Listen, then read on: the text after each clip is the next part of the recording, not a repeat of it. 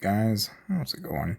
So, as you guys probably have noticed, legendary gear is now available. and, yeah, now there's this thing called Amber, and this other thing called the Material Exchange, which you can get to at the top right here, and you can exchange your design plans for Amber. And these are kind of the costs associated to these. So, like, you can turn alloy into design plans, you can turn solution into alloy, and you can kind of get a feel for like what you can basically switch and swatch, right?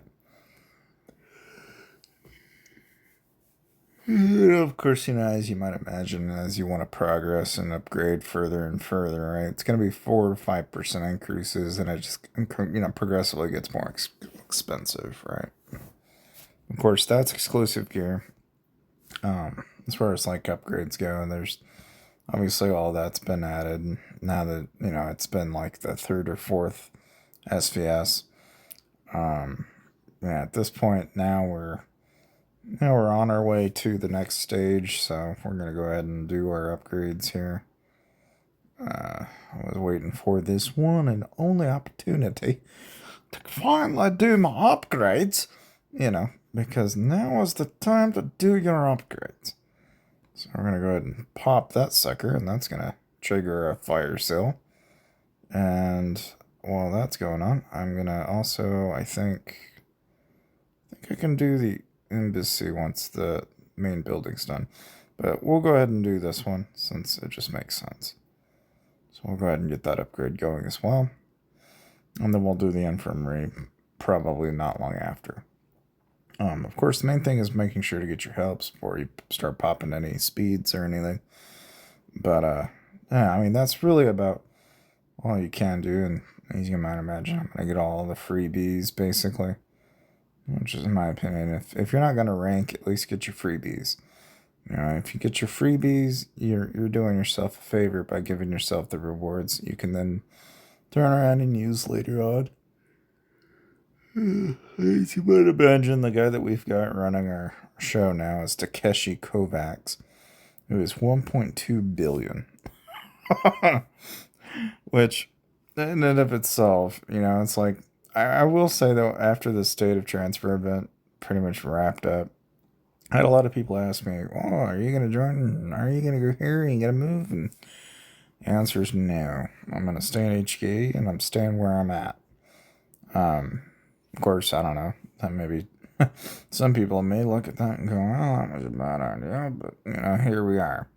I can see my pet power is probably the weakest in the state, but my tech power is not far behind.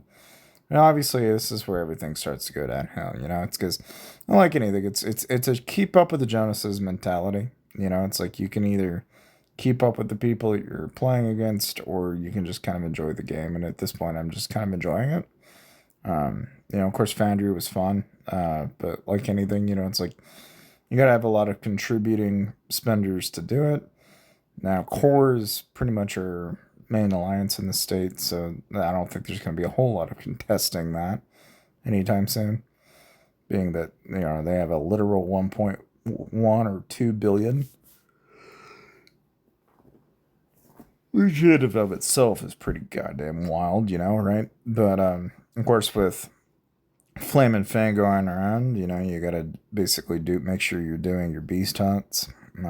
Because again, you're gonna need all those fire crystals. It all adds up. It's just like anything. You're just really killing time, if anything, right?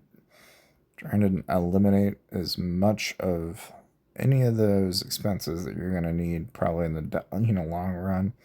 And then again, it's like everything actually amounts to something in this. So you got to make sure you do all your intel missions. I know people have asked about bounties in the past, like, well, how come I can't do this bounty? Like, don't sweat the bounty as much. Like, you're gonna need to progressively work on your heroes, work on their gear. Like, that's not something you're gonna have a whole lot of control over. I mean, obviously, you can help it to some degree, right? But, like, you're not going to have full control over it at any given time. And I think that's something that a lot of people, like, they get used to having conquered everything. And then when they can't conquer it, they don't understand what went wrong. Like, hey, I can't beat it. Why? And it's not a, it's like, I don't know how to describe it. It's like when you look at these, okay, you can kind of get an idea of what you need to be able to beat them, but they'll literally tell you what the recommended power is. And as you might imagine, this up here at the top right will tell you. So, it's like 250 to 309. Like, if you have struggled to understand why I am not powerful enough, it's because your might rank's not good enough. That's why. I mean, there's no easy way to put it, but that's what you're looking for. Anyway, I don't know why people haven't really read or pay attention to that, but all the same, it's like that's one of the few indications that'll tell you if whether you're even going to be able to beat it, and that all comes down to tier, it comes down to stats, gear, and everything aside. It's like it's just stuff that you'll occasionally acquire newer generation heroes, better and higher tier quality troops, better and higher quality hero gear, and even the higher tier chief gear is going to all add into that equation, and so in a way you're not going to really be able to just jump straight into it and be able to knock those out. It'll obviously get more and more challenging, right? But as far as the bounties go, that's really about the main thing you need to know about them. um, Outside of that, I mean, I for one don't really worry too much about it. It's like there's obviously some loot you can get in the bounties, but they're not like, it's not this jolt of, oh, I'm missing my loot. Like, yeah, you could use the books, but like, I'm on 37, man. It's it is what it is. Anyway, so we're gonna go get our fire crystals, and then I always like to grab, not long after that, the building speeds. I'll grab my building speeds and my research, and then from that point forward, training troop, whatever. Like that's the rotation I go with. Of course, it's not the only way, but that's just the way I've been doing it. Um, Other than that, oh, I don't know. I suppose if you ever find yourself like having to, like see it like that where it went negative, like you gotta answer the questions appropriately. Obviously, if you pay no attention like I did, you're gonna probably mess that up. Marina is relatively straightforward though. Like we're gonna just glean through this really quick. I'll just go ahead and swap it here real quick.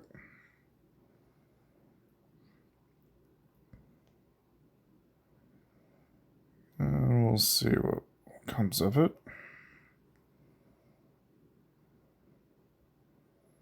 It's far from ideal, but we'll still end up probably succeeding. And so like that, obviously we can spend our way into it if we want to. The main thing is saving your coins and making sure that you're using those on the custom mythic hero chests. You'd be making mistakes if you don't, in my opinion. Obviously, you do your beast cage every day. Make sure you're doing these. Again, these all add up. It's just kind of like any of the dailies. You kind of get an idea for what I'm doing in the rotation, but this is all stuff that I've been doing it every day. So I've never really made a video over this, and I don't know. I figured by showing you, it's more or less giving you an idea of what to do. But really, about outside of that, right? With the legendary gear upgrade, obviously that's going to layer and increase the amount of expense required to go past tier 2 mythic. Obviously, now you get into legendary tier 1, tier 2. So there's a whole lot more expense on top of that. Plus, that also includes charms. So like anything, it's like just more on top of that pie that you got to do in order to be able to keep up with the rest. And, if you're willing to spend, then awesome. If not, it's like, don't sweat it, because you're not going to be able to keep up with it. Chances are you'll probably fall behind, and that's just kind of the way it goes. But I know for a fact that if you want to know the numbers in regards to like how much is that really, you can find that out on the Whiteout Survival Discord. So make sure to check that out if that is something that interests you. You can find the guides. It's always in the guide section, so feel free to look into that if that's something that interests you. Otherwise, thank you for dropping by. Leave a like if this helped you out, and I'll see you guys to the next video.